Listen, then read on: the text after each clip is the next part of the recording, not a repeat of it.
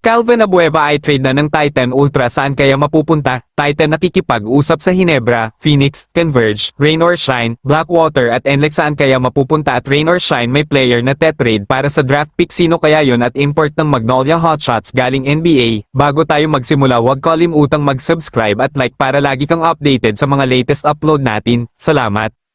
Calvin Abueva, saan kaya mapupunta? Ayon sa balita, kinakausap na ng Titan Ultra ang ibang teams na pwedeng mapuntahan ni The Beast Calvin Abueva. Ayon sa balita, kinausap na ng Titan ang Hinebra, Phoenix, Converge, Rain or Shine at Blackwater, pero sa ngayon ay wala pang nagre-response sa offer ng Titan dahil sa hinihingi nitong kapalit ay medyo mataas. Ayon din sa balita, mukhang ang Converge Fiber Xers ang posibleng mapuntahan nito dahil mukhang Converge lang daw ang seryosong kuhanin si Calvin Abueva. At sino naman kaya ang makakapalit nito? Napapabalita no na nasa trading block na si Alex Stockton, kaya sa tingin natin ang Abueva at Stockton trade ang magkakapalitan. At sa tingin nyo din ba kung sakali mga ka-Lloyd Sports Zone magiging fair trade kaya ito?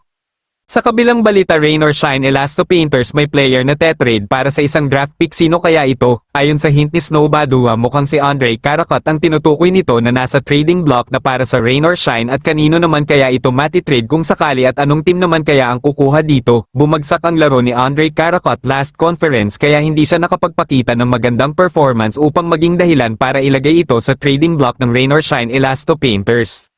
At Magnolia Hotshots, isang NBA caliber ang import para sa paparating na Commissioner's Cup ng PBA.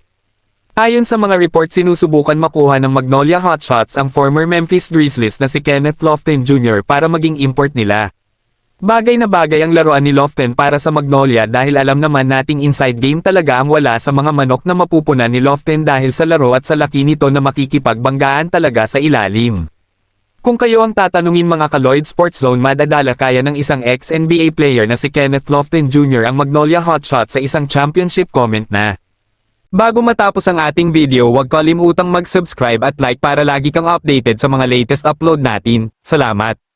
Shoutout nga pala sa 6,687 nating subscribers mga ka-Lloyd Sports Zone. Maraming salamat sa pagtangkilik sa ating channel.